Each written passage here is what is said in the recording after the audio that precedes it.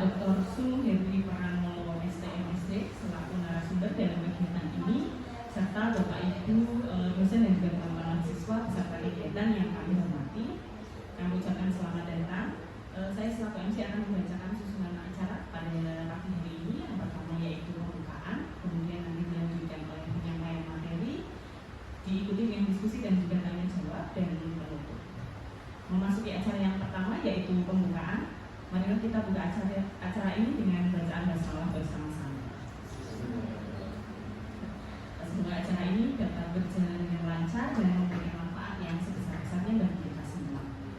Kemudian sebelumnya juga kami mohon izin kepada narasumber Pak Sunu. Sebelumnya kami dari LKM itu belum ada perwakilan yang hadir itu dari Kepala Bidang Riset dan Inovasi maupun Kepala LKM, dikarenakan kebetulan di LKM sedang ada tamu kunjungan tamu seperti itu Pak. Jadi mohon maaf dan juga mengirimkan salam itu belum dapat ikut hadir di agenda pagi ini. Baik, Bapak Ibu yang kami hormati, selanjutnya kita akan langsung memasuki agenda inti yaitu penyampaian materi dan juga sharing session yang akan disampaikan oleh narasumber kita yaitu Bapak Dr. Su Hendri Pranowo STMSD. Beliau adalah dosen teknik kimia UNS dan juga penerima hibah Badan Minyak Sawit sebanyak 2 kali di tahun ini. Nah, jadi kita akan mendengarkan pengalaman sukses beliau gitu, dalam mengajukan proposal dan juga yang pada akhirnya mendapatkan hibah dari BPDPKS. Kemudian nanti selanjutnya dipersilakan kepada Bapak Ibu dan juga mahasiswa yang memiliki pertanyaan tentang program ini untuk dapat mengajukan pertanyaan. Seperti itu. Selanjutnya saya akan silakan langsung kepada Pak Sunu untuk menyampaikan. Assalamualaikum warahmatullahi wabarakatuh. Selamat pagi semua Bapak Ibu sekalian yang saya hormati. Saya merasa mendapat kehormatan sekali bahwa berada di tengah teman-teman di sini berbagi ilmu, berbagi pengalaman, dari pengalaman baik maupun pengalaman buruk, khususnya lagi terkait dengan proposal riset. Mengapa pengalaman baik dan buruk? Karena memang ada pengalaman buruk dari saya yang tidak akan saya tutupi. Nah, itu penting supaya tidak menjadi terus-terusan. Oke, baik. Terima kasih. Yang pertama saya ucapkan kepada BPN UAE yang telah memberi kesempatan pada saya, dan ini baru kali pertama saya di sini. Ya, sering lewat depan sana, tetapi baru pertama kali masuk ke kampus yang sangat megah luar biasa ini. Tadinya sempat alat ya, penjadwalannya ya, tidak apa-apa, karena memang kebetulan besok insya Allah kami juga akan ada acara tersendiri di kampus. Maka itu saya tetap mohon maaf, untuk pekan depan juga sudah tidak bisa karena pekan depan kami sendiri mengadakan kuliah pekan pertama, di samping juga ada FDP tentang riset sawit juga di UNS. Saya mengundang wakil ketua UNS juga kesempatan hadir pada acara FDP ini. Terminat 1 hari pada hari Rabu tanggal 19 yang terkait juga dengan riset kami ini. Jadi kalau memang berminat nanti saya akan tidak. Baik, Bapak Ibu sekalian yang saya hormati, teman-teman sekalian, saya Sunu Hendri Pranowo dari program studi kimia. Alhamdulillah sampai saat ini saya berhasil meraih 2 kali pendanaan riset sawit dan 1 kali alhamdulillah saja. Rupanya kegagalan ini menjadi pemicu juga buat saya dan tim kami. Bukan berarti kecewa ataupun apa, kami jadi belajar di mana letak kesalahan kami, di mana kekurangan kami, dan ini bisa saya share ke teman-teman supaya terus menjadi lebih baik. Ya. Baik, saya teruskan saja.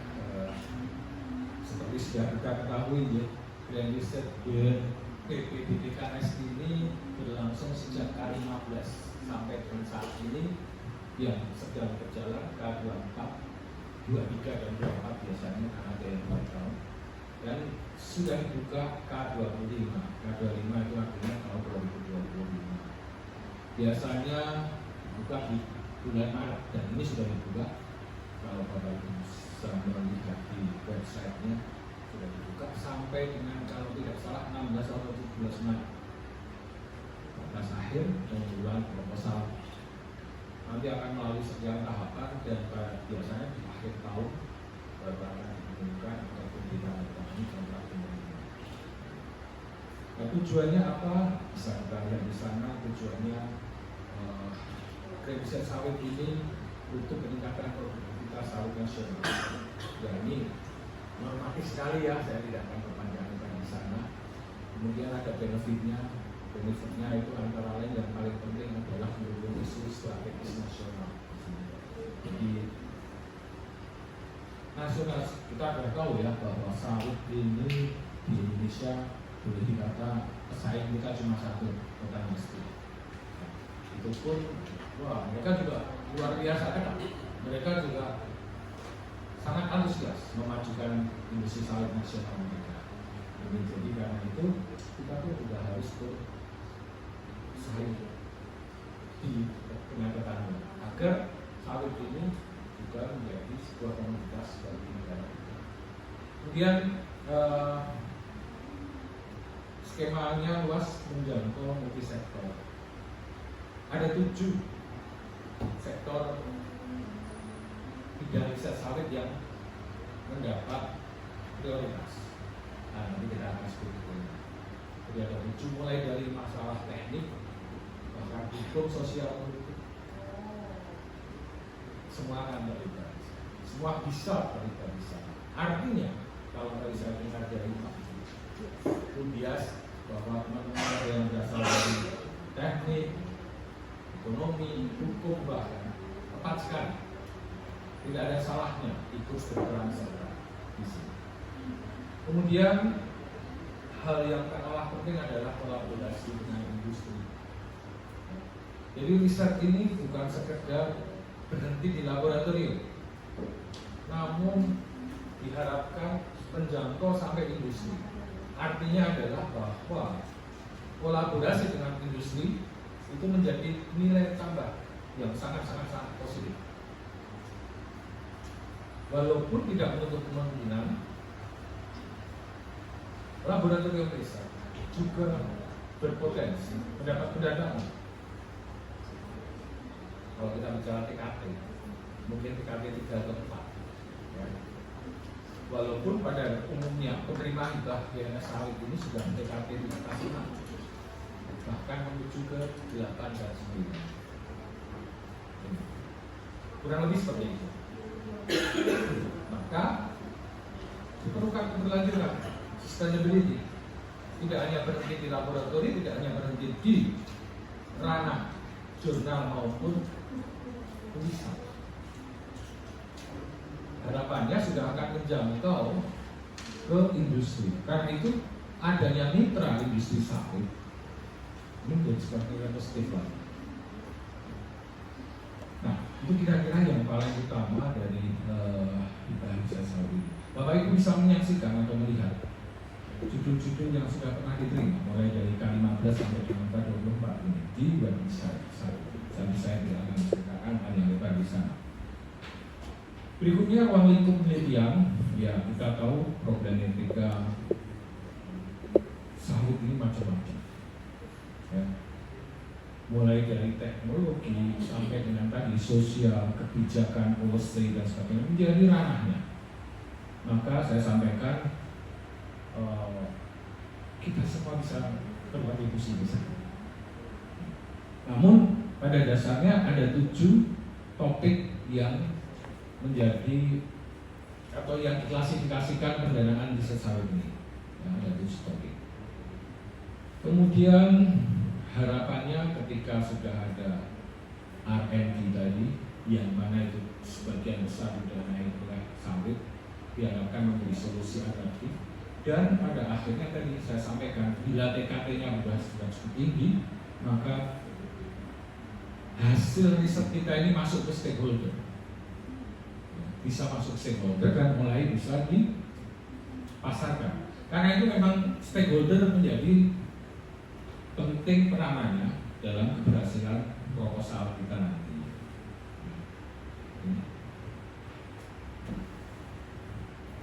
Secara khusus persyaratan usulan penelitian ini ya ini normatif juga ya Bapak Ibu sekalian ya, bahwa usulan harus sesuai dengan tema bidang prioritas tadi 7 yang sudah saya sebutkan, mulai dari bioenergi, biomaterial, lahan, bibit budaya di teman-teman pertanian, teknologi pertanian sangat berperan, pangan, kesehatan, kedokteran bahkan bisa, farmasi juga masuk di sana berpotensi, kemudian ada pasca panen, teknologi pengolahan hasil pertanian, kemudian limbah lingkungan. Ini isu-isu yang sangat menarik pada saat ini, seksi sekali isu ini. Ya.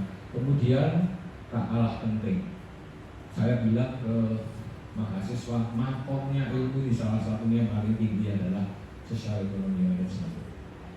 Karena tanpa adanya peran pemerintah, hasil riset kita ya hanya tinggal riset belakang. Polisi pemerintah tinggal riset belakang. Dan ini pengalaman kami di dalam menjalankan riset dan riset sawit pada tahun 18, bahwa peranan politik, sosial, ekonomi masa pemerintahan negara ini menjadi hal penting keberhasilan kita. Itu yang pertama. Jadi usulan harus sesuai dengan 7 prioritas bidang tadi. Nanti tinggal keahlian masing-masing teman-teman di sini. Nah, sesuaikan mau masuk mana. Ya. Terutama keahlian ketua peneliti.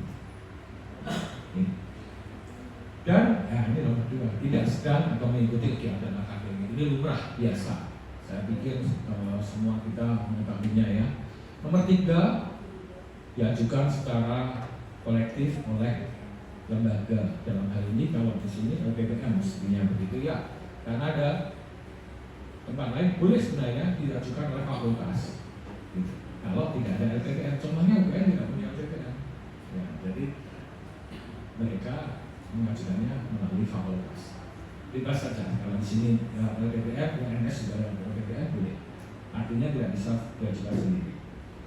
Peneliti hanya boleh berperan sebagai ketua atau anggota. Jadi pada dasarnya setiap peneliti boleh mengajukan 2 sebagai ketua dan anggota, atau anggota dan anggota. Tidak boleh ketua dan ketua.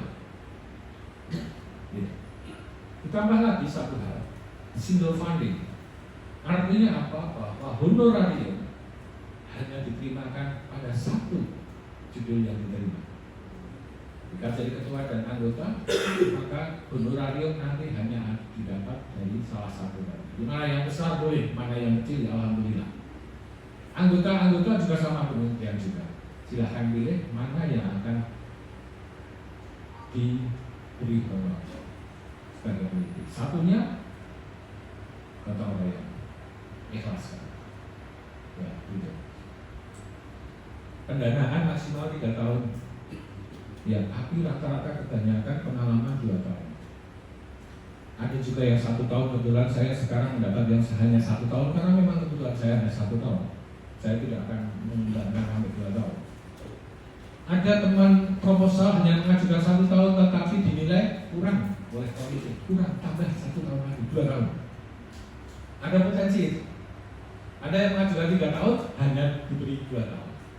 Jadi nanti tergantung kepada seberapa dalam proposal yang kita buat, seberapa kuat argumentasi yang kita berikan kepada komite peneliti, ke komite penilai. Ya. 2 tahun dipandang cukup, cukup. 1 tahun dipandang kurang, bisa ditambah. 3 tahun dirasa berlebih oleh komite peneliti dan hasil diskusi panjang, maka hanya akan dapat 2 tahun yang harus kita terima. Nah, diskusi ini biasanya berlangsung apabila kita sudah nyatakan diterima. Ya, gitu. Bisa dinegosiasi, lebih detail lagi. Sampai sejauh ini penerima grant riset sawit mulai K15 sampai dengan K3 atau 24 ya, tersebar di seluruh Indonesia seperti ini bisa kita lihat. Kalau kita lihat petanya dan kita jejerkan dengan peta sawit di Indonesia, jomplang. Mengapa jomplang? sawit ada di Sumatera dan Kalimantan, sedikit Sulawesi dan Papua. Tapi bagaimana dengan riset sawit bahwa itu bisa menyaksikan sendiri? Gimanakah itu? Nah itu. Jadi ini menjadi sebuah balance, tidak balance. Nah ini yang teman-teman Komite Penilai BPDPKS berharap sebenarnya penyebaran penerima ikan sawit ini juga berasal dari sejumlah perguruan tinggi atau lembaga riset yang lain, khususnya lagi di daerah sekitar perkebunan sawit. Ini menjadi perhatian penting. Dan sampai saat ini tahun 2023 ada kurang lebih 329 kontrak, artinya 329 yang didanai dari 80 lembaga litbang yang tadi saya sampaikan, mostly ada di tempat kita dan sekitarnya, Jakarta, UI, ITB, termasuk UDI, UNS, UGM, ITS. Kita tunggu lagi ada di data situ. Kalimantan masih jauh, apalagi Papua. Katanya di Papua sudah mulai didirikan atau dibuka lahan sawit, namun ternyata ya lagi-lagi berdasarkan ahli dari barat. Cepat saja, bagaimana mekanisme pengajuan? Ini penting sekali. Biasanya, pada saat itu awal-awal hibah ini dibuka bahkan 2 kali atau 3 kali dalam 1 tahun pada saat itu. Tetapi mungkin setelah pandemi ya, itu hanya 1 kali 1 tahun dan umumnya ditutup 17 Maret. Pengumuman Januari tahun berjalan atau Desember tahun sebelumnya ditutup pada dasarnya sekitar pertengahan Maret pada tahun berikutnya atau tahun berjalan. Seperti K25 saat ini itu ditutup kalau tidak salah 16 atau 17 Maret. Jadi ini bisa dipantau saja.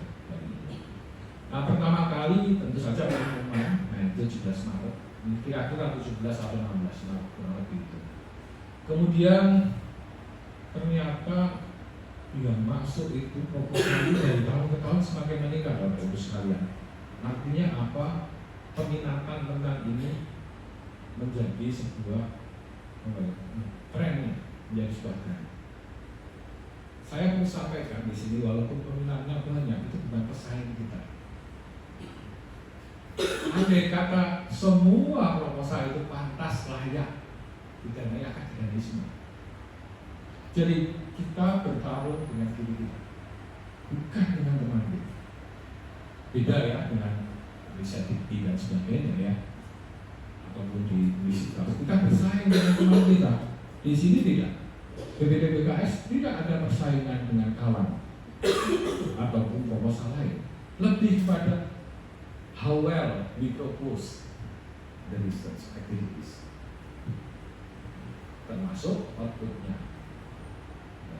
Andai kata kita memang semua bagus, ada kemungkinan semua akan didanai. Tetapi biasanya, ya memang tidak begitu ya. Tahun kemarin kurang lebih 400 proposal masuk, ya, dan hanya 59 atau 50, sekitar 50 dan tidak 50 yang mendapat pendanaan dari ke-7 sektor tadi. Ada 7 sektor tadi dengan pembagiannya seperti apa? Apakah sektor bioenergi 10? Tidak juga. Bisa saja hanya 1 atau 2, 1 sektor, sementara sektor lain banyak.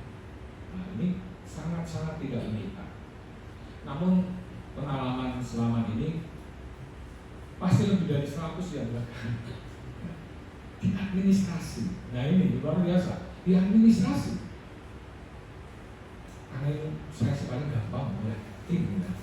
Kalau administrasi enggak selesai, nggak perlu melihat substansi. Kenapa? Misalnya tulisan nggak rapi, ya. Tidak memenuhi kaidah BPDPKS, ya. Tidak ada bab ini bab itu tidak jelas, bahkan pusat tidak jelas, pengalaman dan sebagainya tidak ada. Dengan mudahnya tim komite langsung coret, nggak perlu lihat substansi. Karena itu kebanyakan memang gagal di sini, Bapak Ibu sekalian. Jadi memang penyiapan proposal sebaik mungkin itu harus dari awal. Kemudian apabila itu lolos, tentu saja akan dibangun sesuai dengan 7 bidang tadi, dan masing-masing bidang biasanya ada 3 region atau di 3 komite penilai. Jadi BPDPKS punya komite penilai yang terdiri dari berbagai macam latar belakang dan universitas. Ya, kalau sudah lolos, maka akan diminta membuat proposal yang lebih baik lagi, perbaikan lah misalnya, perbaikan. Kemudian nanti presentasi di depan komite litbang namanya. Biasanya sih kalau sekarang udah mulai daring ya, jadi harus daring.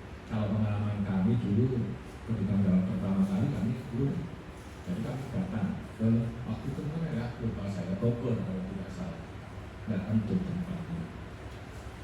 Tapi yang kedua cukup dengan daring, mengingat sekarang berbagai macam masalah.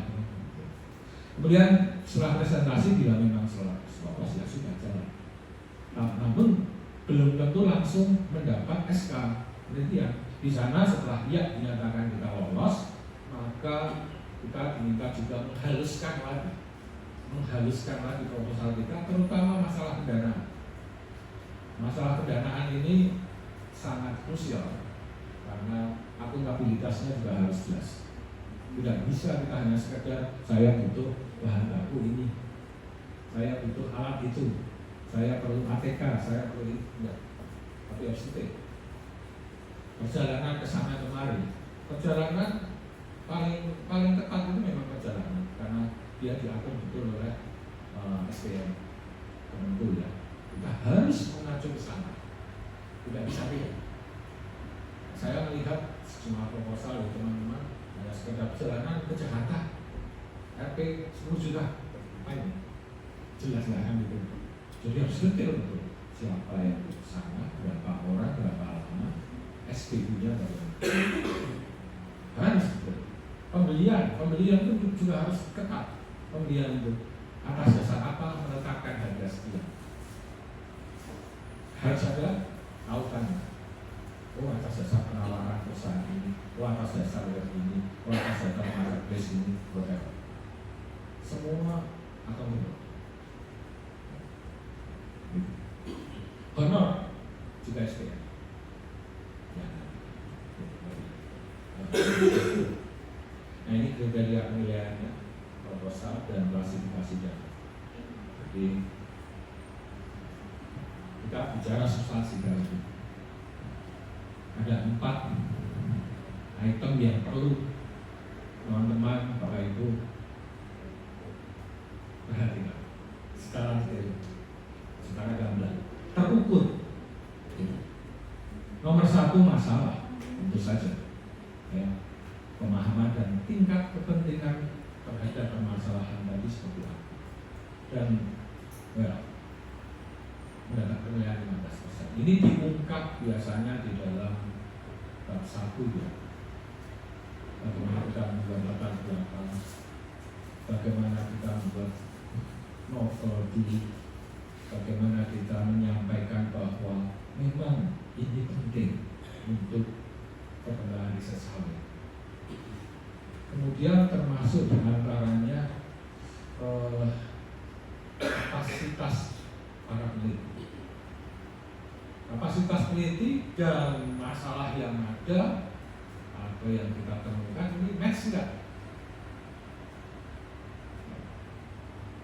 Ini mendapat kriteria 15%. Kemudian penting dianalisis kesenjangan. Ada gap. Kita mau ngisi gap ini sejauh mana? Cara ngisinya bagaimana? Kemampuan kita bisa nggak ngisi ini? Kalau tidak bisa, ya sejauh mana ini nanti penilaiannya pasti lebih rendah ya. Karena memang tujuannya untuk analisis mengisi gap apa yang tidak ada. Bagaimana? Kita kita mengidentifikasi gap, paling gampang Bapak Ibu cek para penerima tahun-tahun sebelumnya, karena itu terbuka sekali. Siapa saja menerima apa, kapan. Kita cek. Misalnya kita punya peminatan suatu ilmu, kita cek. Misalnya Bapak Ibu berasal dari pertanian, coba kita lihat. Sudah apa yang pertanian atau perkebunan sudah diterima. Terus kita punya apa? Kita ngisi apa yang kekurangan itu? Tentu saja kalau hanya pengulangan pasti tidak akan diterima. Tapi kita harus menggali, gitu. Termasuk diantaranya dari jurnal, publikasi ilmiah dan sebagainya. Saya rasa ini sama-sama sudah. Nah ini kita akan isi di mana gap itu. Dan tidak kalah penting kalau kita mau isi di sana, bagaimana cara ngisinya? Seberapa tepat pendekatan analisis maupun teknisnya maupun sosialnya dan sebagainya. Kalau itu bisa teridentifikasi dengan baik, rasanya komite akan lebih mudah memberikan ini. Tidak perlu khawatir bahwa mungkin masih ada kekurangan. Biasanya komite juga akan memberikan input yang nah ketika kesenjangan ini sudah bisa kita tutupi, nah kita sudah mulai yakin, oh saya mau ngisi bagian ini, maka kita mulai nyusun program kerja dengan spare waktu yang 1 tahun, 2 tahun atau 3 tahun tadi cukupkah untuk kita ngisi kesenjangan tadi? Ya memang harus dalam, termasuk ya originalitas ini biasa lah, kerangka pikir dan sebagainya ini ya. Tak kalah penting kelayakan anggaran. Kita mau ngisi sekian, anggarannya berapa, waktunya cukup tak. Ini 2 hal penting, kecukupan waktu dan kecukupan anggaran. Kalau masalah kapabilitas, insya Allah teman-teman, Bapak Ibu sekalian, nggak kurang lah. Tapi bagaimana kapasitas kita mengisi gap dengan perbedaan waktu yang 1, 2 atau 3 tahun dengan dana yang kita ajukan, akan tercapai nggak? Terus ya tidak kalah penting juga anggarannya ini akan kita pakai untuk apa saja, harus distribusi dengan baik dan sudah terstruktur seawal. Hasil dan manfaat tentu saja ini pastilah ada ya, kita pasti punya hasil dan manfaat. Bahkan ini 40% bahwa riset kita ini memang akan mendukung topik yang kita atau yang BPDPKS minta. Harus betul-betul terukur Bapak Ibu sekalian, betul-betul terukur. Ya, ini berpotensi menghasilkan atau mengisi gap tadi. Bagaimana cara misinya? Bagaimana cara pengukurannya? Banyak sekali, baik itu melalui HKI, publikasi, bahkan bila perlu langsung aplikasi. Ini lebih bagus ya, aplikasi. Karena apa? Tadi kembali ke depan, PKT yang kita tuju antara 7, 8, bahkan 9. 7 bahkan 9. Ini penting sekali karena BPDPKS sebenarnya kalau saya boleh ambil kesimpulan secara pribadi, mereka harus sekali langsung gimana sih terapannya? Secara keilmuan boleh, namun ketat sekali memang kalau dilakukan secara keilmuan. Ketat sekali.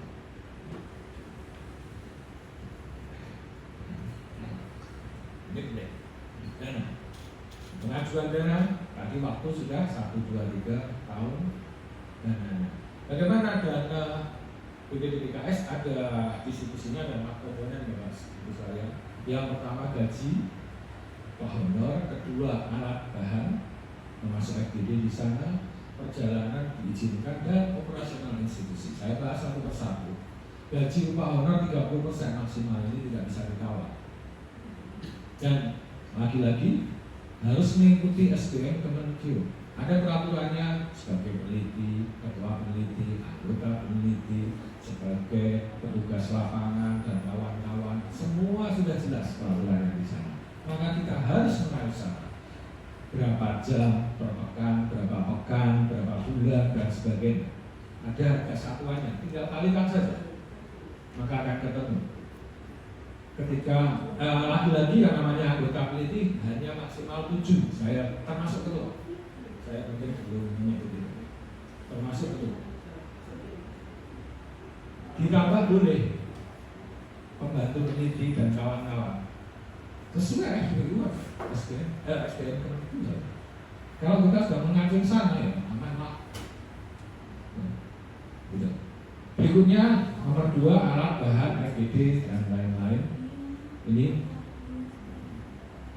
bidang ilmu alam atau ilmu pasti atau apa ya, IPA menurut kalau sama IPA 45% dari dana total maksimum. Sedangkan kalau itu urusannya sosial dan ekonomi termasuk dalamnya hukum, 50% boleh untuk FGD. Perjalanan pun demikian. Untuk bidang-bidang ilmu alam maksimal 20%, tetapi bidang sosial bisa sampai dengan 50% dari keseluruhan dana. Mengapa? Pastilah teman-teman ilmu sosial mengadakan survei, perlu responden, perlu kesana kemari, apalagi posisi kita ada di selatan Pulau Jawa, sementara posisi sawit kucing kita mungkin di ujung timur atau ujung barat atau ujung utara negara ini, maka akan memerlukan sebuah biaya perjalanan dan kawan-kawan. Nah ini kita bisa perhitungkan sama teman-teman yang sosial ekonomi mempunyai kesempatan sampai dengan 50% perjalanan atau publikasi. Tak lupa di sana publikasi tadi termasuk diantaranya ini Bapak Ibu sekalian tulisan jurnal, tapi bukan untuk seminar. Jadi seminar tidak boleh. Seminar tidak boleh masuk ke seminar. Terus kalau mau seminar gimana? Wah ini ada cara lain. Enggak. Seminar di Amerika boleh nggak? Boleh. Ada cara lain. Itu bisa diakomodasi di bagian merah, yaitu 5% operasional institusi. 5% operasional institusi itu dalam tanda petik, misalnya kita 100 juta, 20 juta untuk operasional institusi dipegang biasanya sih ya tergantung kebijakan masing-masing universitas, dipegang oleh peneliti. Untuk apa? Macam-macam. Bisa saya tuliskan untuk manajemen riset.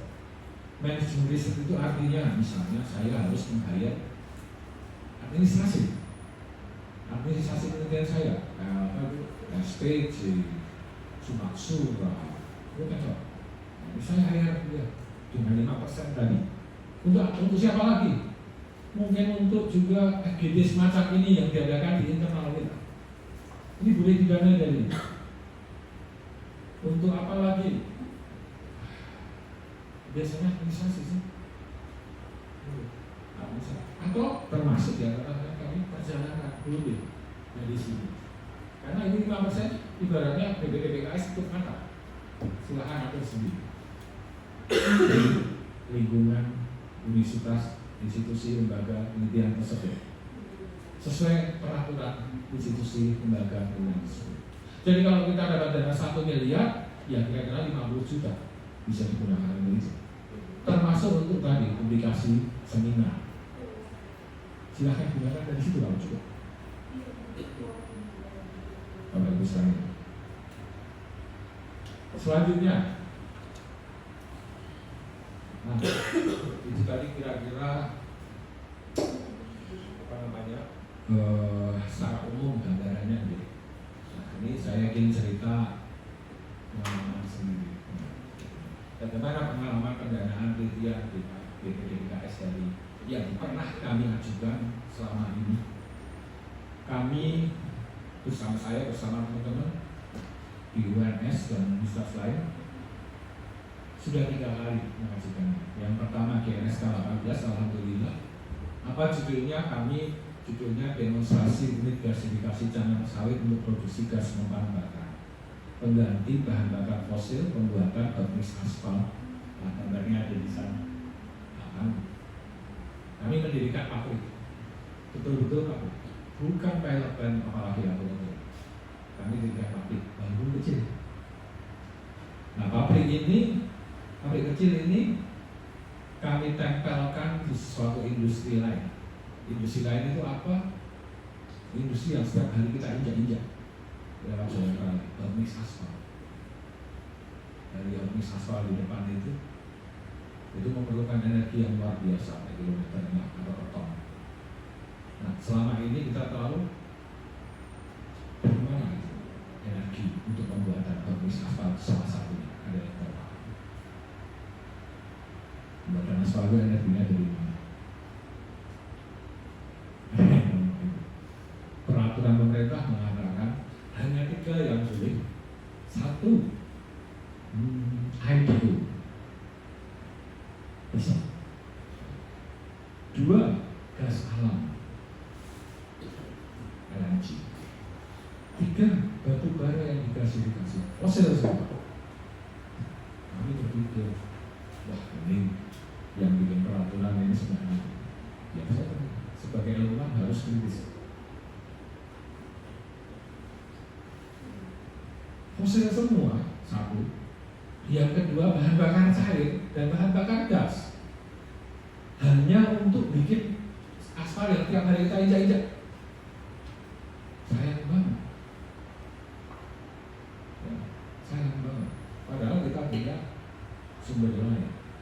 Nah, kami punya ide bersama teman-teman.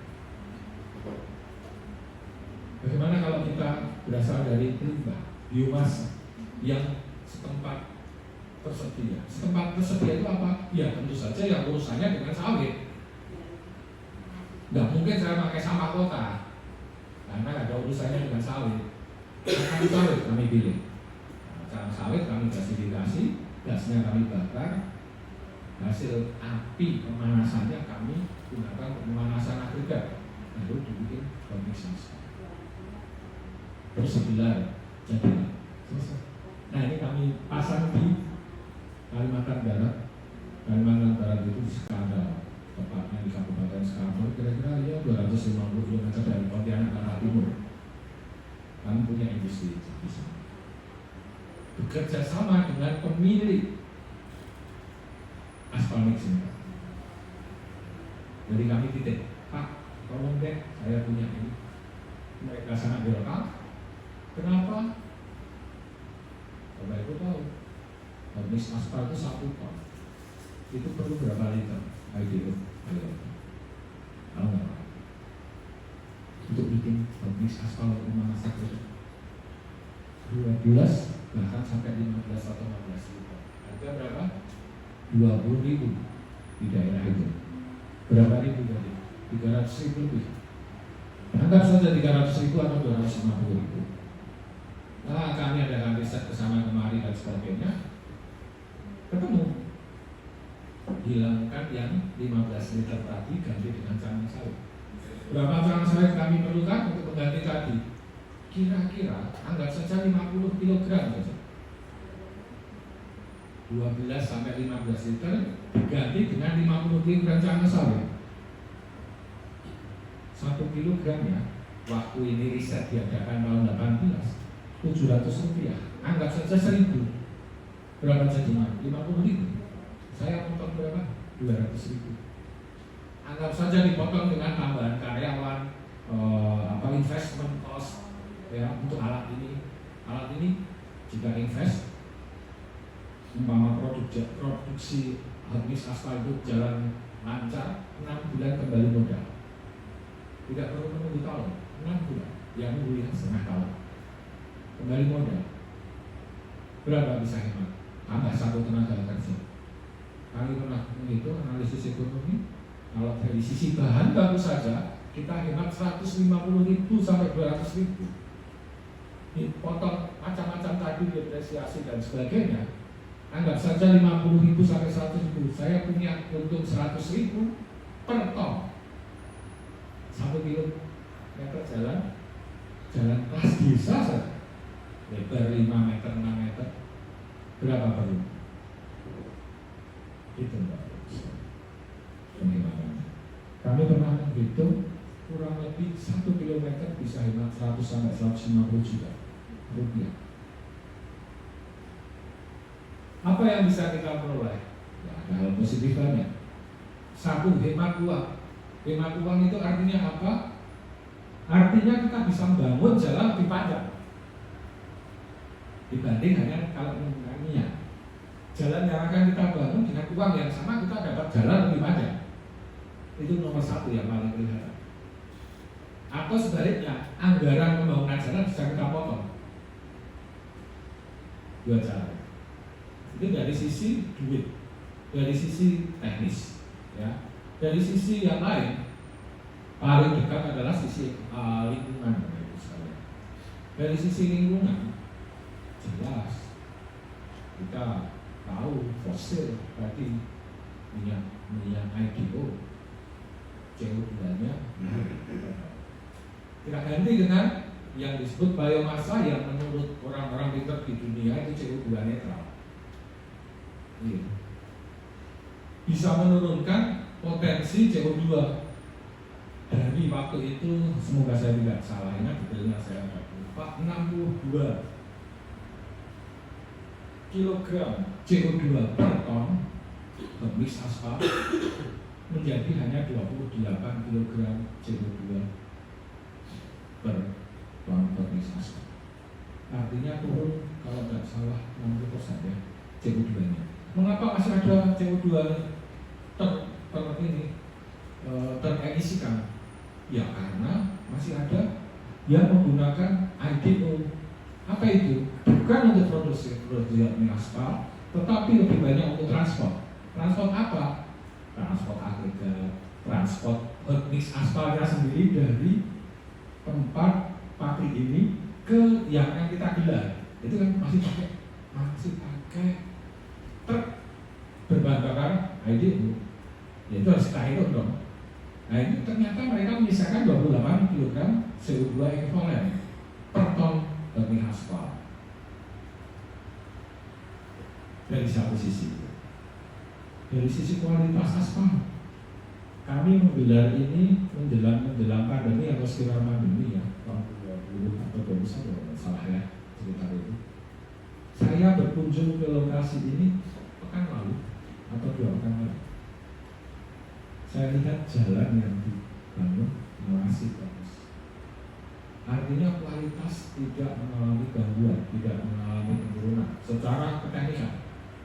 Terbukti ketika digelar waktu itu, ya perawatan normal, setiap jalan masih perawatan, tetapi kerusakan dalam arti yang memang parah ya hampir tidak ada. So dari sisi kualitas tidak ada gangguan. Itu. Kami menyadari masih ada tadi 28% CO2 ekuivalen yang teremisikan bila menggunakan AMP ini, bikin jalan raya per kilometer, yang selama ini berasal dari transportasi tadi saya sampaikan, karena transportasinya masih menggunakan diesel dan juga listrik. Tambah lagi listrik. Tapi ini memerlukan listrik cukup banyak. Listriknya masih berasal dari diesel. Kami berpikir ulang, listriknya jangan dari diesel, dari gasifikasi juga. Nanti akan menurunkan lagi. Transportasinya jangan dari diesel juga, dari biodiesel misalnya atau whatever yang renewable energy. Itu angan-angan Pak, sekalian. Mungkin kita mengatakan itu mimpi, ya memang kita itu bermimpi, ya harus bermimpi. Masalahnya kalau segera bangun, kalau mau terus tidur, jadi mimpi harus segera bangun. Kita harus. Pada tahun K21 kami usulkan yang ini Bapak Ibu sekalian, pembangkit listriknya dulu, pembangkit listrik untuk keperluan pabrik saya. Kami mengusulkan sejumlah itu, ada angkanya untuk 2 tahun. Kami punya mitra. Iya kata Allah, memang belum dapat izin. So, saya pikir kalau saya dapat izin ini malah kayaknya berat. Dan ternyata di lapangan berat. Ya sabar, pastikan nomor K18 beres. Sayangnya lagi Bapak Ibu sekalian, K18 ini juga dalam tanda petik secara teknis, ekonomis, kemudian kelayakan apa tadi,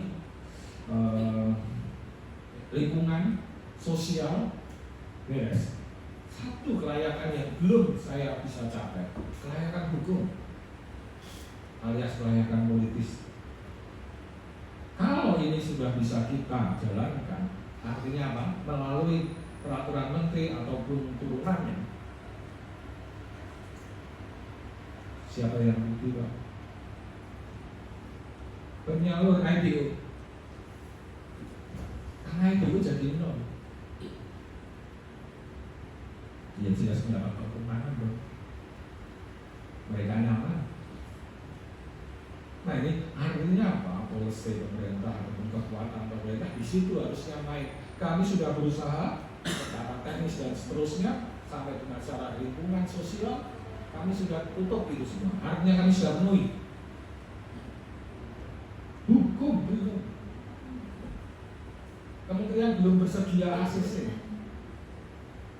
Itu beratnya di sana Bapak Ibu sekalian menjadi seorang peneliti di Indonesia ini. Kita sudah capek banget, ya.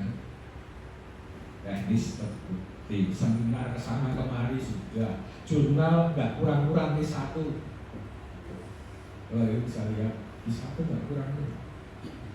Diskusi dengan PUPR entah berapa kali, namun belum good.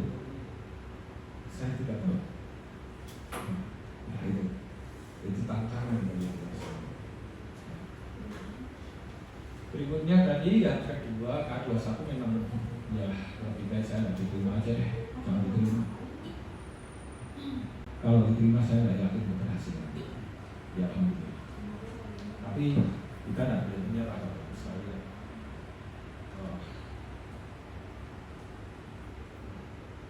Saya lewati dulu ini. Saya langsung ke K21 dulu.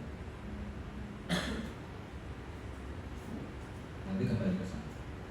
Nah ini K21 K24 yang saat ini sedang berjalan dan sedang berlangsung. Kami mendapatkan alhamdulillah life cycle assessment produksi sustainable aviation fuel, bahan bakar pesawat berkelanjutan. Basisnya apa ya? Tetap harus sawit dong. Dalam hal ini RBDPKU. Jadi RBDPKU diolah menjadi SAF. Melihat tema ini, maka mau tidak mau saya harus mengajak teman-teman mitra yang langsung maupun tidak langsung terkait dengan rencana kerja kami semua. Maka saya mengajak sejumlah teman-teman dari lingkungan, dari teknik kimia lain, ataupun yang memang teman-teman ini antara lain yang saya sebut di sini Pak Makartiarto, kemudian di sini teman-teman ini tahu Pak Makartiarto ini dari ITB yang memang beliau konsisten mengenai bahan bakar kain berasal dari biomass, terutama biodiesel, biobensin, bioaftur termasuk. Mau tidak mau saya menggandeng beliau dan positifnya apa ya? Termasuk teman-teman ilmu lingkungan, Profesor Parker mencari kimia juga, maupun teman-teman yang lain. Karena hanya dibatasi 7 orang termasuk ketua, maka harus ada mitra. Siapa produsen sustainable aviation fuel saat ini di Indonesia? Satu-satunya ada Pertamina, kilang Pertamina Internasional. Saya juga kontak teman-teman di sana, maka ya alhamdulillah kami bersambut mereka siap menjadi mitra baru. Jadi kami segera berkolaborasi dan menyusun kegiatan ini. Perlu Bapak Ibu ketahui bahwa kegiatan ini hampir tidak ada kegiatan laboratoriumnya. Kegiatan laboratoriumnya mungkin ya 5-10% saja dari total kegiatan. Terus apa? FGD. Terus apa? Kebanyakan apa ya saya sebut sebagai assessment, namanya assessment. Jadi kegiatan laboratoriumnya sangat sedikit. Mengapa kegiatan laboratoriumnya sangat sedikit? Sekali lagi, ya boleh reliable lah. Walaupun nanti boleh juga teman-teman mengajukan laboratorium activities ya untuk ini. Tapi untuk kasus kami, tim saya dan teman-teman ini tidak. Lebih banyak FGD. Pekan depan FGD saya mengundang rekan-rekan bila tertarik hadir di Solo tanggal 19, 1 hari full. Hotel Haris saya mengundang dari Kementerian Perhubungan, Kementerian Lingkungan Hidup, Kementerian SDM, termasuk dari BKKPII, dari KPI juga, Gilang Pertamina Internasional, Industri RBDPKO dan sebagainya. Kalau tertarik silakan hadir. Tapi sampai sore konfirmasi saya. Nah ini kami mendapatkan dana sekian selama 1 tahun melalui kontrak ini. Ini yang ke saat ini yang alhamdulillah sedang berlangsung. Kemudian saya kembali lagi ke depan. Nah ini Bapak Ibu sekalian. Roadmap saya memberi contoh kecil. Roadmap kami ini bukan roadmap terbaik, namun kira-kira intinya demikian, bahwa kita harus menyebutkan existing kita,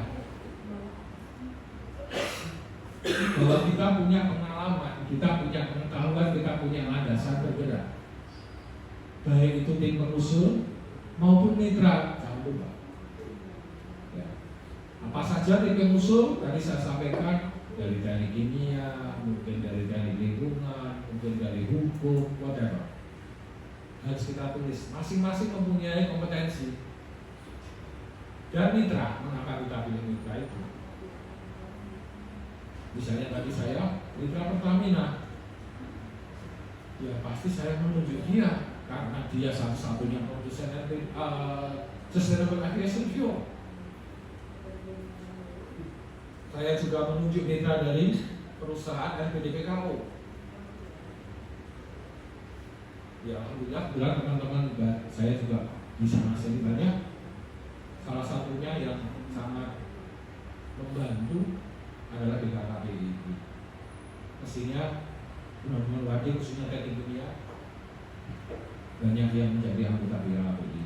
Mungkin kalau teman dari teknik lain ataupun prodi lain, hukum atau kedokteran atau apapun masih ada ikatannya. Nah dari situ mulai bergerak. Kemudian apa? Dengan kepemilikan sistem ini, maka tahun ke-1 saya susun detail. 3 bulan pertama, 3 bulan kedua, 3 bulan keempat, termasuk apa nih tujuan akhir saya, capaian terakhir ini di 1 tahun ini, muncul semua di sana. Nah dari situ mendukung nggak nih untuk tahun kedua? Tahun kedua pun saya susun demikian, walaupun mungkin tidak sedetail tahun pertama. Tahun pertama memang sangat krusial, harus detail gitu. Lalu kuartal pertama dan seterusnya sampai finally di tahun ketiga saya akan memperoleh ini. Apa? Saya akan membangun unit gasifikasi sama sawit untuk HMP layak secara teknis dan ekonomis waktu itu. Dan terbukti. Secara teknis dan ekonomis sudah terbukti. Bahkan boleh ditambah lingkungan. Terukur semua. Secara teknis jelas bisa beroperasi. Kebutuhan energi, kebutuhan bahan baku dan seterusnya. Terukur. Secara ekonomis jelas penghematan sekian. Dari modal sekian. BEP sekian. Terukur. Secara lingkungan apalagi CO2 turun sekian. Bagaimana kekuatan jalan? Bahkan sebenarnya kami tidak akan sampai kekuatan jalan, tetapi ada kesempatan untuk kami lakukan. kekuatan hati jalan. Jadi melebihi dari janji, insya Allah itu paling penting, melebihi dari janji. Baik sekali. Jurnal pasti ada sudah, bahkan ada. Kalau sudah bisa sampai situ, insya Allah Bapak Ibu sekalian bisa masuk. Nah, ini contohnya jurnal-jurnal yang sudah kami publikasikan, jurnal internasional maupun seminar internasional beberapa kali sudah mengajarkan. Saya tidak perlu detail, termasuk patennya tidak perlu saya jelaskan lebih detail. Nah ini cita-cita kami semua, teman-teman saya, bahwa ada AMP akan menjadi sebuah green AMP dahulu, setelah itu menjadi green highway, entah tahun berapa, tergantung pemerintah. Kalau pemerintah oke jangan. Green AMP apa? Kami waktu itu hanya bagian bawah ini Bapak Ibu sekalian, bagian bawah ini saja dulu pekerjaan kami yang didanai. Di sini kami usulkan di K21 tadi yang tidak mendapat pendanaan. Karena memang proposal kami sendiri buat proposal kurang matang. Kami sudah punya firasat agak sulit ini. Tidak tahu mungkin bisa aja kita jalankan lagi. Ini sebenarnya kalau ini diterima, kami akan sampai ke sana. Alat angkut transportasi AMP, aspal dan bahan baku yang selama ini menggunakan BBM, kami ganti. Ya. Alat angkut aspalnya sebelum digelar, bahkan alat penggelaran kami ganti pada suatu saat. Sehingga green highway betul-betul sampai apa itu green highway, ya sudah semuanya bioenergi. Entah itu cita-cita kapan, nggak tahu saya, tapi kami punya pandangan. Wah itu teknik, enggak. Teman-teman ekonomi terlibat sekali, teman-teman sosial sangat terlibat, teman-teman apa itu namanya hukum apalagi. Jadi ini kegiatannya seperti. Nah, kami sudah membuat semacam poster ya. Jadi setiap kami membuat proposal, kami sertakan poster dahulu Bapak Ibu sekalian. Poster yang akan kita isi angka-angkanya itu nanti. Kami beri tanda tanya. Sehingga kita tahu, oh nanti itu akan isi ini loh. Lebih mudah dilihat sekali saja selesai. Oh pekerjaan ini nanti akan mengisi bolong-bolong ini. Ini yang tahu waktu itu contohnya saya beri contoh. Oh, berikutnya. Nah ini di dalam proposal kami sudah membahas macam poster. Sederhana saja. Apa yang sudah kita punya, apa yang akan kita tuju, di sini semua bisa diisi. Harapannya ketika riset ini berlangsung, terisi sudah. Nah ini penting sekali. Supaya apa? Teman-teman komite penilaian ini langsung dapat insight-nya. Oh jadi kamu tuh mau ini lah. Ya. Caranya bagaimana? Begini. Sudah. Tinggal komite akan memikirkan realistis enggak ya? Cuma itu. Jadi kunci pembuatan proposal itu berikan insight sepenuhnya. Kita mau ngisi apa? Satu. Setelah karena apa? Ya komite itu kan percaya ya, teman-teman itu percaya bahwa peneliti ini harus pintar, peneliti ini harus pantas menjalani. Pertanyaannya adalah how to get this, how to achieve this with limited time and funds. Itu. Jadi ya kebetulan saya orang teknis, kemudian teman-teman pertanian dan saya mirip. Kita buat semacam ini. Sebenarnya saya presentasi proposal itu dengan satu lembar hijau itu selesai. Saya bisa ngomong semua. Saya mau isi ini, caranya begini, yang biaya sekian. Saya punya resource ini, pengalaman ini. Silahkan dulu. Gampangnya begitu loh, misalnya. Satu enggak. sama seperti extended abstract. Kira-kira ini ya extended abstract tetapi dalam bentuk grafik. Ini nggak perlu saya jelaskan, ini tentang yang kami usulkan tahun ini yang sedang berjalan. Kami ingin mendapatkan data life cycle assessment yang nanti akan kami usulkan. Dokumen ini menjadi salah satu pendukung CORSIA. CORSIA ini adalah dokumen internasional yang melegalkan penggunaan bahan bakar pesawat yang berkelanjutan sustainable. Di dunia sudah banyak sekali sumber bahan baku yang sudah masuk CORSIA. Sebenarnya BDPKO bukan BDPKO, tepatnya minyak sawit sudah masuk, tapi dari Malaysia Bapak Ibu sekalian. Loh, kalah kita. Dari Malaysia sudah masuk, dari Indonesia belum diakui maksud saya. Dari Malaysia sudah masuk. Nah, kita ingin kejar itu. Insya Allah bisa, kalau ini berjalan dengan baik, nanti akan menuju ke sana.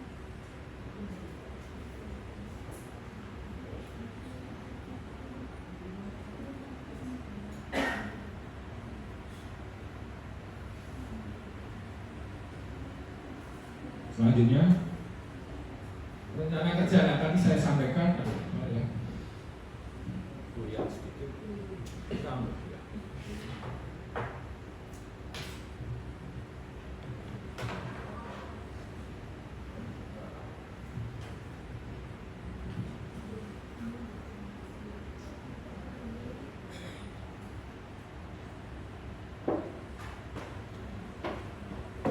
belum.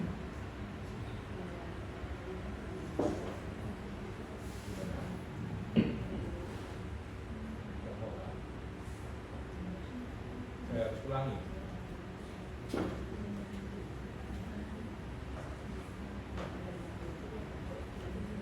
Iya.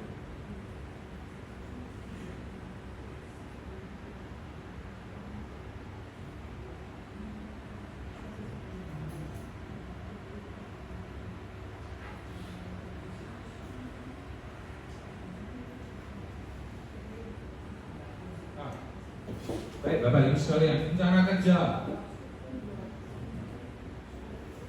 Penyusunan rencana kerja harus realistis.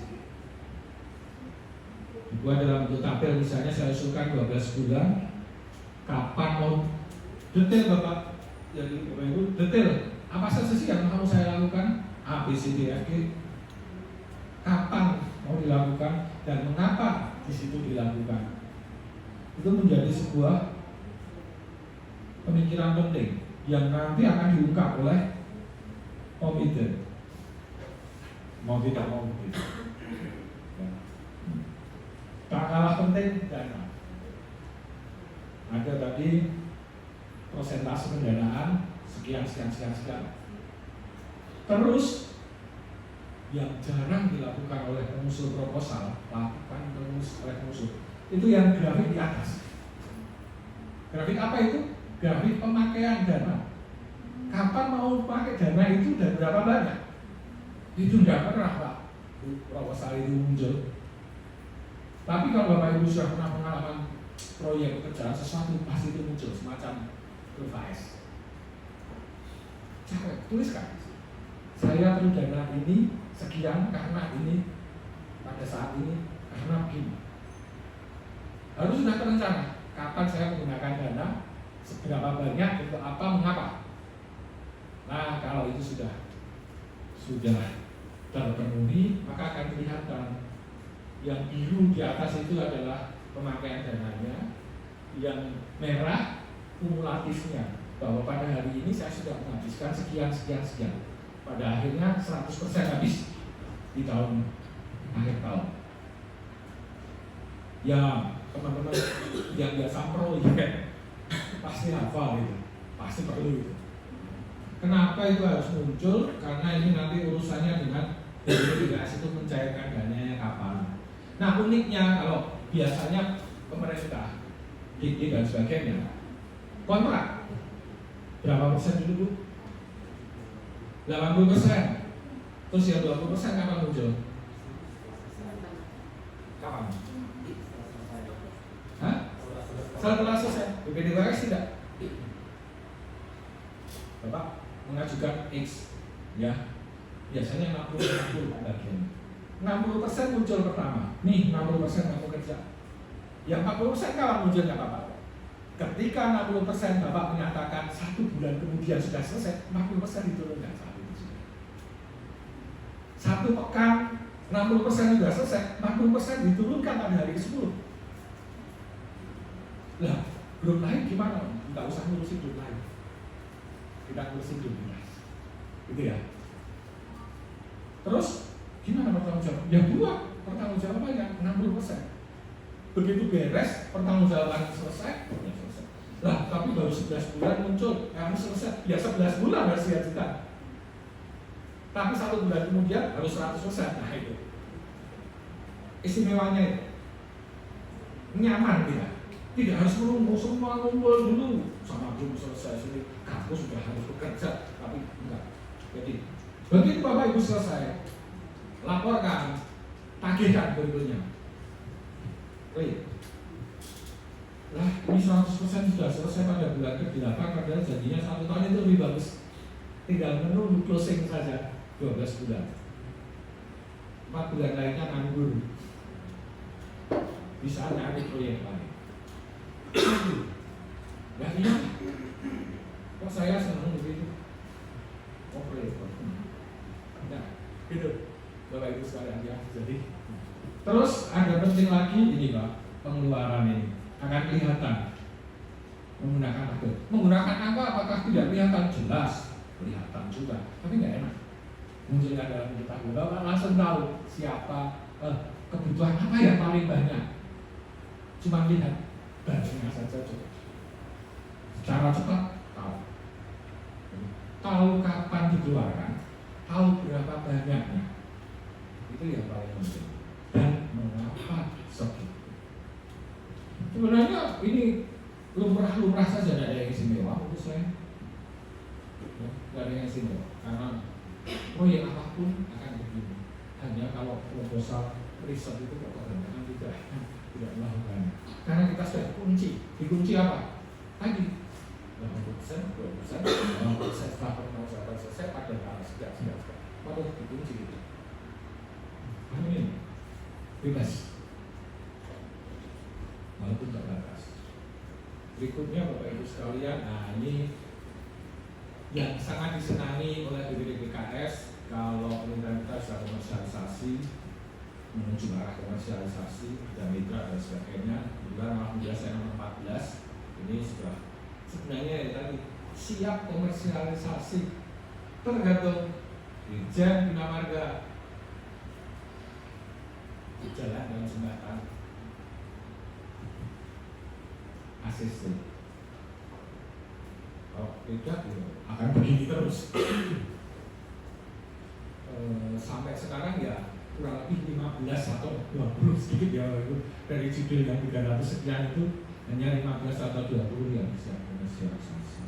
Alhamdulillah itu 10% dari seluruh sosialisasi yang didanai.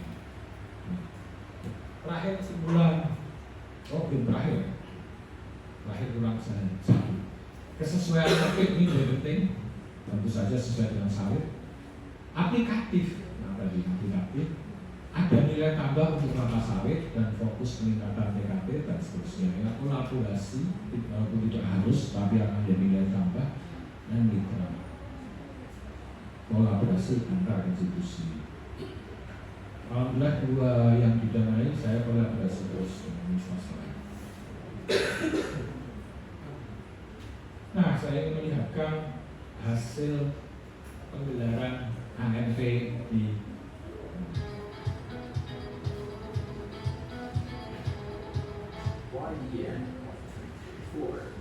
Government of Indonesia has to increase the borders construction by 2,500 to 3,000 kilometers line, which means approximately 650 tons of water transport to each kilometer. Our reactor producing heat is possible should be heated up to 160 degrees Celsius, which requires 350 to 380 millijoule per ton production. Additionally, it needs 8 to 12 liter of fossil fuel per ton production of which is possible. From the generated the first possible smart researchers created Corporal Shell's gasification technology to substitute fossil fuel for renewables. Using this innovation, Corporal Shell is contracted to invest into 50 to 25% of carbon monoxide and 10 to 50% of hydrogen.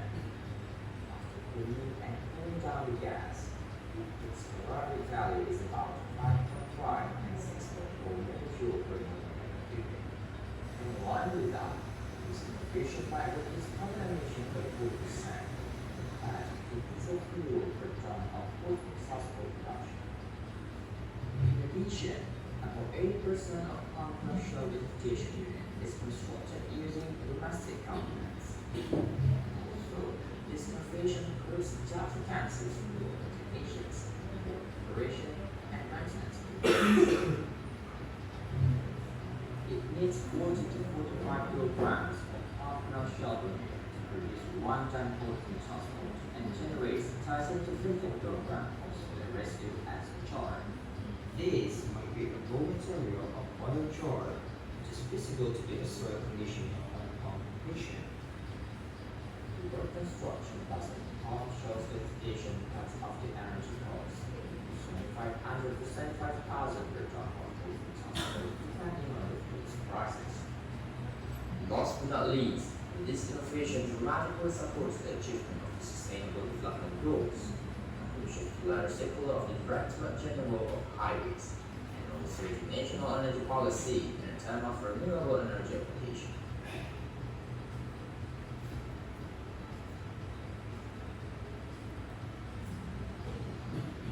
Ya, itu sekilas tentang pengalaman kami, Bapak Ibu sekalian, teman-teman sekalian yang saya hormati. Terima kasih sekali atas perhatiannya. Baik, terima kasih.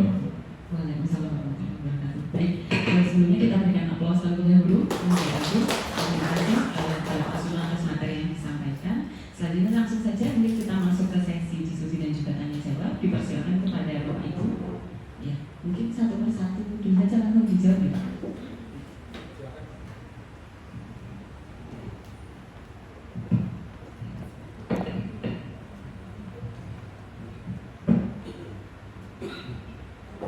Terima kasih Pak Sunu.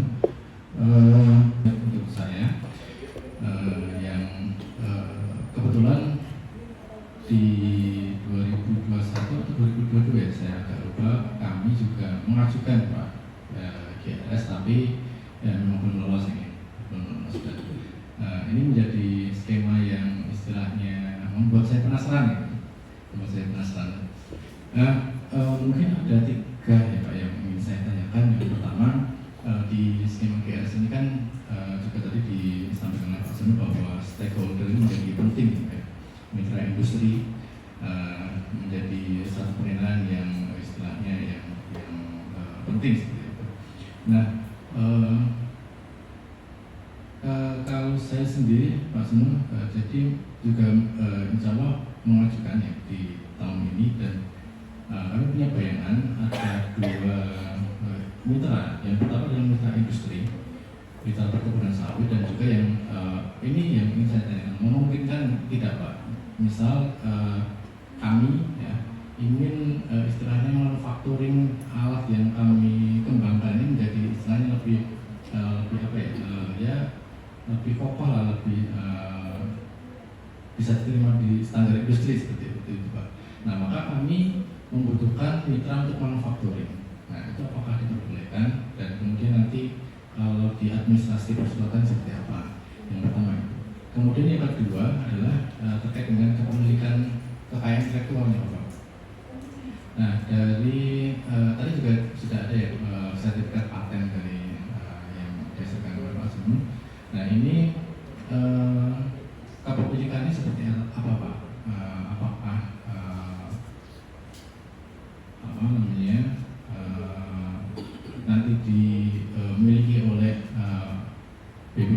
BPDPKS atau nanti bisa join seperti itu universitas dengan BPDPKS atau seperti apa, dan juga nanti inventornya seperti apa, apakah murni dari peneliti kita ya, tim peneliti kita, atau ada juga yang dari BPDPKS gitu. Kemudian yang selanjutnya adalah pemanfaatan dari komersialisasi tadi kan juga disampaikan bahwa sebisa mungkin riset ini ya di GLS ini kan arahnya adalah hilirisasi ya. Ada tadi Pak juga ada tuntutan untuk istilahnya bersedia untuk komersialisasi, mengikuti proses komersialisasi.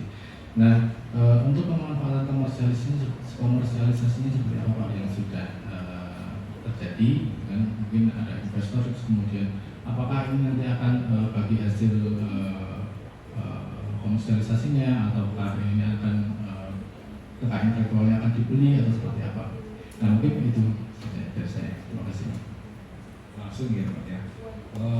Cukup saja disebut ucapan acknowledgement bahwa tidak naik lah bla. Biasakan kayak itu ya. Buku misalnya menjadi buah buku juga boleh, bahwa tidak naik BPDPKS cukup. Kemudian masalah lagi tidak perlu mengikut BPDPKS juga tidak masalah. Apakah itu jadi milik inventor atau peneliti atau mitra? Silahkan berdiskusi. Kalau yang kami yang milik peneliti dan mitra, sejauh mana kepemilikannya ya silahkan monggo diatur di antara mereka. Gak ada pemilikan PKS di luar sana, begitu. Itu Pak tentang haki. Lalu seperti itu. Kemudian tadi masalah mitranya siapa? Mitra kami pada penelitian tahun 2018 dalam tanda petik tidak ada urusan dengan sawit. Mitra kami adalah seperti yang dengan sampaikan tadi, manufacturer, pembuat alat yang kami tunjukkan. Itu mitra kami. Dan yang kedua adalah hampir tidak ada urusan dengan sawit juga. Si pemilik AMP yang kami titipi alat itu. Jadi ada dua, mitra pembuat alat dan mitra yang kami titipi alat. Gak ada urusannya dengan kebun sawit. Jadi tidak ada masalah. Misalnya berarti dari elektro, mungkin pembuat alat kontrol misalnya. Tidak harus sawit. Yang penting pekerjaan ini akan memanfaatkan atau dimanfaatkan untuk urusan perkebunan sawit. Itu. Dalam kasus saya yang pertama, saya akan memanfaatkan limbah industri sawit, industri CPO, yaitu cangkang. Saya tidak punya mitra industri cangkang sama sekali. Yang ketiga pun demikian, ya LCA tadi. Saya hampir tidak punya mitra resmi ya, yang tertulis di BPDPKS ya. Itu industri sawit tidak. Siapa mitra saya? Pertamina. Pertamina tidak punya bisnis sawit. Dia produsen apa? Sesuatu untuk SAF, yaitu produsen SAF, yaitu RBDPKO. Apakah saya punya mitra RBDPKO, pabrik RBDPKO, atau bahkan sampai ujung sana? Saya tidak. Saya tidak punya. Saya hanya punya satu mitra, yaitu Pertamina. Apakah boleh menjadikan pabrik RBDPKO mitra? Boleh saja, silakan. Tapi saya tidak sempat waktu itu. Tetap saja, kebetulan kami punya orang dalam teman nih, teman saya sebut orang dalam teman RBD Pertamina aku punya begini nih, gimana Pertamina mau nggak? Oh ya pas, kebetulan Pertamina mau gitu. Ayo mas, boleh tutup. Jadi 2 kali bahkan 3 kali itu mitranya tidak ada sangkut pautnya dengan perkebunan secara langsung maksud saya. Dari Bapak no problem. Cukup kan? Terima kasih. Yang mana? Oh iya, komersialisasi. Ya sekali lagi itu diatur sendiri. Kalau memang mau dibagi begini silakan. Siapa penduduk PKS tidak akan cawe-cawe. Ya, penduduk PKS hanya melihat, oh ya, you ada ini, begini. Saya, gitu. Hampir-hampir PKS malah enggak ikut-ikut. Dia hanya melihat duitku dimanfaatkan untuk apa, hasilnya apa. Sudah. Nah, tentu saja nanti nama kita akan menjadi catatan mereka kan, bahwa yang ini bekerjasama dengan itu menghasilkan ini, aplikasi ini dicatat saja. Bukan catat kalau begitu, pemilik duit sekaligus tukang catat. Dia nggak mau ada usaha.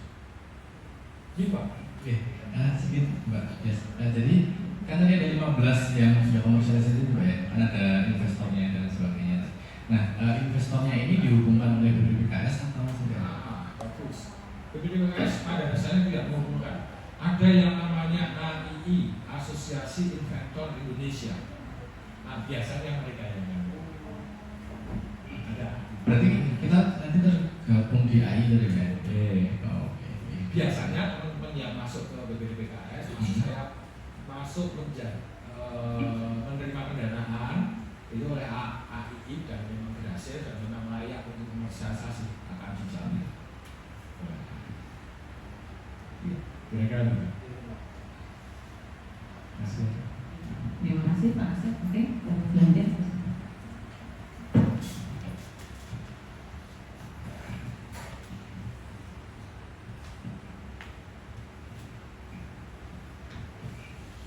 Assalamualaikum warahmatullahi wabarakatuh. Saya Rahmat Maju dari Fakultas Hukum. Tadi disebut-sebut soalnya hukum. Wah iya harus Pak. Oke. Jadi begini, setelah saya baca buku panduan GRS ini, ada salah satu syaratnya itu adalah peneliti memiliki rekam jejak di bidangnya dalam pengusulan proposal ini. Sedangkan saya belum pernah sama sekali meneliti soal perkelapa sawitan ini dari aspek hukum, karena selama ini penelitiannya pada aspek hukum dan politik, belum pernah menyentuh ke persoalan kelapa sawit. Nah, untuk itu sebaiknya itu seperti apa mendeskripsikan pengalaman dalam meneliti ini supaya kemudian bisa meyakinkan kalau saya akan meneliti di bidang ini. Itu yang pertama. Kemudian yang kedua, isu tentang kelapa sawit itu kan lebih banyak kalau saya di bidang hukum itu soal konflik lahan antara perusahaan dengan warga lokal dan sebagainya itu.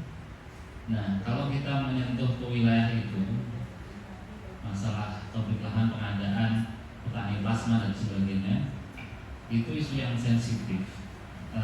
Seperti itu apakah juga kira-kira bisa diterima atau tidak, karena ada kaitan dengan kritik terhadap kebijakan pemerintah terkait dengan pengadaan lahan yang seringkali itu jadi masalah utama di masyarakat, dan mereka seringkali terjadi konflik bahkan sampai di pengadilan maupun juga terjadi aksi unjuk rasa dan sebagainya. Dan yang ketiga sekalian, jika saya mau mengakses proposal yang pernah diterima di skema grant sawit ini di mana untuk bisa melihat kemungkinan untuk bidang sosial ekonomi saya ini supaya tahu riset-riset seperti apa sih yang bisa diterima di BPKS. Terima kasih Pak. Terima kasih atas pertanyaan. Saya jawab nggak urut ya Pak ya. Nomor 3, di mana saya bisa mengakses proposal tidak boleh diakses.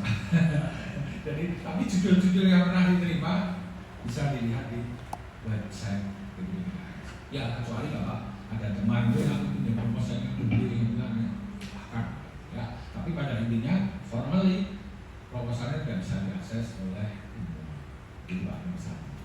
Kemudian permasalahan hukum apa yang ada? Justru Bapak sudah menyampaikan loh banyak persoalan gini-gini. Nah, kenapa kayak itu yang dianggap? Ya, itu kan sudah masalah. Detailnya seperti apa? Ya, mohon maaf saya juga tidak ahli ya, tidak mengerti soal itu. Tapi artinya apa? Sebenarnya ada gap. Ada gap persoalan hukum yang harus diselesaikan. Dan memang ada Pak. Gitu. Dan mungkin kalau kita bahas lagi masalah kepemilikan lahan tadi, kemudian masalah ini apa, produksi, bagaimana petani sawit dan pemilik industri perkebunan sawit ini kan juga sebuah hubungan antar manusia yang perlu mendapat perlindungan hukum juga, Pak. Ya, bagaimana itu bisa terwujud? Itu salah satu contoh yang menurut saya saat saya awam di bidang hukum seperti itu, Pak. Jadi apakah betul kan petani sawit di Indonesia macam-macam nih, ada milik rakyat, ada yang milik apa itu namanya istilahnya usaha besar, atau juga milik industri pengolahannya. Nah ini kan masih abu-abu semua menurut saya. Bagaimana ini bisa dijelaskan dengan baik? Ya, itu antara lain yang sebatas saya pahami tentang hukum. Kemudian bisa saja pembentukan lembaga-lembaga perlindungan hukum untuk tani. Kan bisa Pak? Nah ini yang mungkin itu membuka peluang riset-riset ini. Karena teman-teman hukum di UNS juga sedang mengajukan hal semacam itu, pembentukan kelembagaan. Kelembagaan ini kan ranah teman-teman hukum juga. Bagaimana lembaga, entah itu petani, pekebun, ataupun pabrik industri ini, hubungannya di antara mereka, ini dibuat satu kelembagaan yang memang bisa saling melindungi kepentingan masing-masing, tidak saling merugikan. Jadi teman-teman hukum di UNS juga kebetulan mengajukan juga. Ini saya juga tidak paham sampai sejauh mana masalah hukum.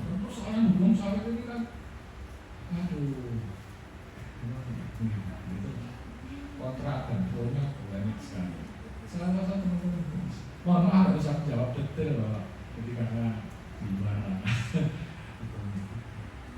Semoga bisa. Tapi ada Pak, peluang itu selalu ada. Bapak bisa cek persoalan hukum apa sih yang sudah pernah dari skala kan bisa sampai ke A24. Ada di itu for free. Tapi kalau proposal rasanya terima kasih karena gitu Pak. Ya, terima kasih Pak. Sementara kaitannya dengan rekam jejak tadi Pak, berarti penekanannya ada di ketua peneliti. Oh iya, saya belum pernah urusan dengan sawit. Ya. Ketika saya mendapat K18, saya juga nggak pernah berurusan dengan sawit. Ya. Tapi saya punya ide. Saya punya ide bersama teman-teman, satu tim. Membaca ini kok apa itu namanya, si limbah sawit ini begini begitu ya, masih belum termanfaatkan. Kemudian saya lihat juga, loh, pembuatan aspal kok sekarang masih menggunakan IDO yang perlunya sekian, lingkungannya sekian, kemudian harganya juga dan sebagainya. Ada gap. Di sini ada peluang, di sini ada kebutuhan. Coba deh kita lakukan. Oh, teknologi apa? Nah, benar saya latihan kimia bahwa jadi teknologi apa yang bisa mengubah peluang tadi dan kebutuhan ini, penyebaran ini, yaitu limbah padat menjadi bahan bakar gas.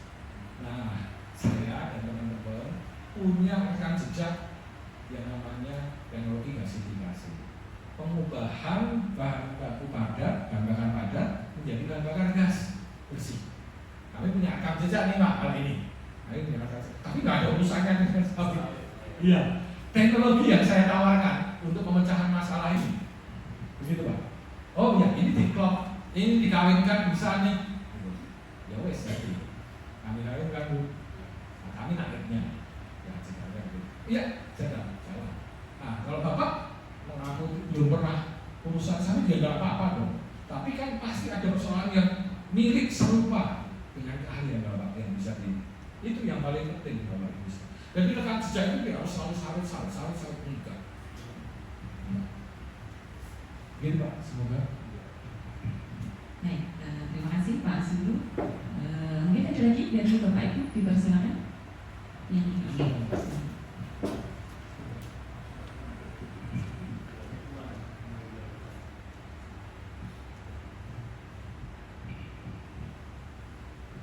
Assalamualaikum warahmatullahi wabarakatuh. Yang saya hormati Pak Dr. Sunu, saya adik kelasnya Bapak waktu di sana. Bapak ikut dengan Prof. Heri Susanto. Saya ikut Pak Igi Dewenter. Ini yang ingin saya tanyakan, untuk arah komersialisasi ini memang kalau dilihat proses di proposalnya itu berapa persen kelihatan gitu ya. Mungkin karena ada yang lebih banyaknya stok di penelitian, hasil risetnya berupa masih produk-produk uji hasil penelitian, tapi hasil komersialisasinya itu masih sedikit gitu. Jadi kira-kira dari pengalaman Prof. Sunu ini, kira-kira itu bagusnya itu seberapa minimal berapa persen ya arah komersialisasi itu nampak. Itu yang pertama. Kemudian yang kedua, ini saya juga baru membaca-baca Grand Riset Sawit, belum pernah ikut juga. Untuk pendanaan ini kan ada mitra itu memang diwajibkan untuk memberikan pendanaan itu seberapa persennya, dan hitungannya itu apakah itu cash atau in kind, boleh dalam bentuk peralatan atau lab atau dan lain-lain. Nah, ini saya butuh informasi juga. Dan yang ketiga itu kalaupun itu komersialisasi, PKT berapa minimalnya yang harus disiapkan di dalam proposal kita. Terima kasih. Wassalamualaikum warahmatullahi wabarakatuh. Waalaikumsalam. Ini Pak Grega. Jadi pada umumnya riset dan sawit yang diterima itu mengarah ke TKT 7, mengarah ya. Syukur bisa lebih, ya syukur bisa lebih. Apakah TKT rendah 4, 5, 6 itu enggak? Boleh saja Pak. Seperti saya sampaikan tadi, ada satu penelitian yang sangat fundamental, tapi didanai Pak. Dia minta kalau tidak salah hanya 2 tahun apa 1 tahun ditambahin. Karena apa ya, memang visible untuk mendapatkan pendanaan. Jadi tidak harus, namun ya, yang seperti itu memang jarang. Dari sekian banyak proposal yang didanai, yang seperti itu memang sangat jarang. Pada umumnya sudah mencapai ke arah komersialisasi. Walaupun mungkin TKT-nya tidak harus tinggi ya, 6 itu sudah pantas, 7 itu sudah pantas. Nah, bagaimana mengukurnya? Ya, teman-teman BPD PKS punya dalam tanda petik guideline sendiri, namun kita menggunakan 7-8 itu tadi, angka TKT yang sudah standar. Nah, kita mengukur sendiri. Salah satu yang paling mudah, dia punya mitra enggak? Oh, saya punya mitra yang berpotensi bisa mengembangkan produk ini. Itu nomor 1 paling gampang. Maka itu mitra walaupun tidak wajib, namun penting. Nah, gitu lah. Sunat muakkad ya. Kalau saya bisa seperti itu. Kira-kira seperti itu. Alangkah lebih baik. Nah, mitranya siapa ya? Siapapun. Petani, kebun, industri sawit, bahkan mitra saya bukan industri sawit sama sekali.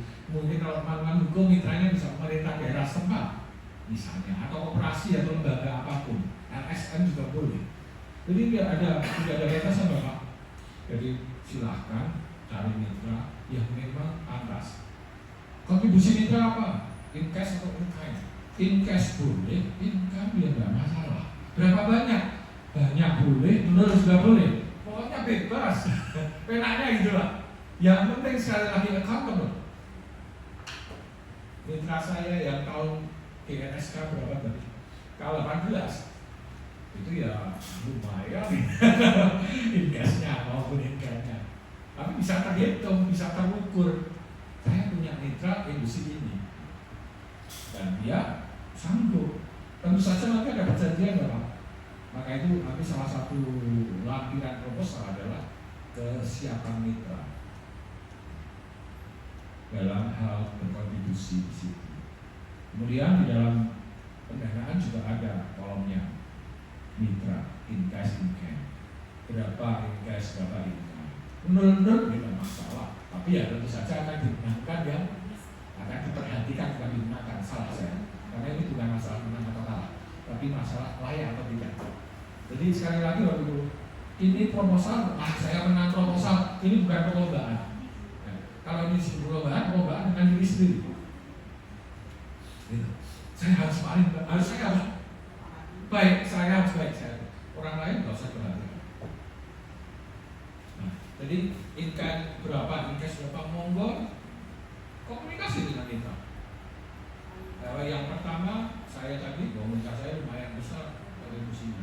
Yang kedua, yang SAF tadi, boleh dikata Pertamina sekarang bukan dengan kilang Pertamina Internasional.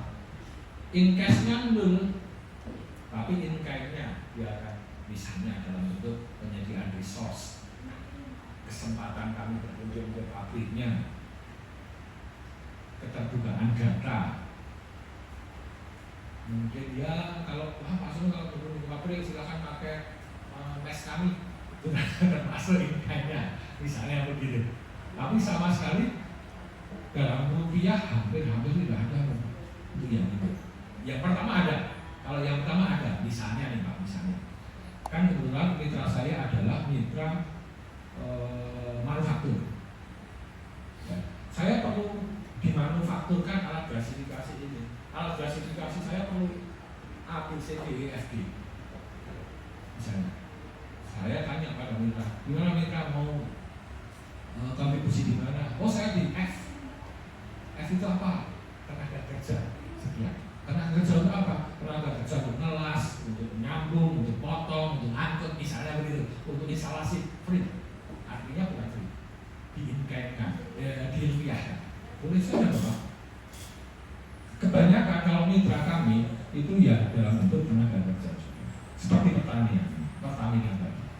Tapi ketika kami menulis proposal Pertamina, kami nolkan semua, invest nol, tapi punya komitmen. Jadi nggak bisa ngarani ya, kamu berapa persen atau berapa enggak sama-sama. Yang penting Bapak mitra sanggup dan nampak peranan mitra di proposal kita apa dan mengapa kok peranan itu penting. Sempat menjawab. Maksudnya nggak tadi? Ya, ya kayaknya sudah semua ya. Keterbataan di proposal itu ke arah komersialisasi. Oh yang komersialisasi berapa persen kalau masih dari vaksin? Berapa persen potensi komersialisasinya? Seperti itu ya Pak Adi kira-kira dari teknologinya. Dari TKT kan sudah kelihatan sebenarnya. Dari ketika kita sudah mengukur TKT kita 7, 8, atau 9 kan sudah nampak sebenarnya bahwa ini sangat berpotensi komersialisasi. Yang belum adalah mitra untuk komersialisasi. Kan itulah yang harus dicari. Maka itu tadi saya sampaikan Asosiasi Dokter Indonesia melakukan mediasi menjembatani antara hasil kita ini dengan kebutuhan mitra. Jadi kalau mitra tidak membutuhkan komersialisasi, itu yang paling penting. Jadi sebenarnya kita tidak harus selalu komersialisasi dalam arti aku yakin ini ketika ini jadi akan masuk ada yang mau. Kayaknya enggak juga ya. Itu terlalu sulit ya untuk iklim pendidikan di Indonesia seperti itu ya.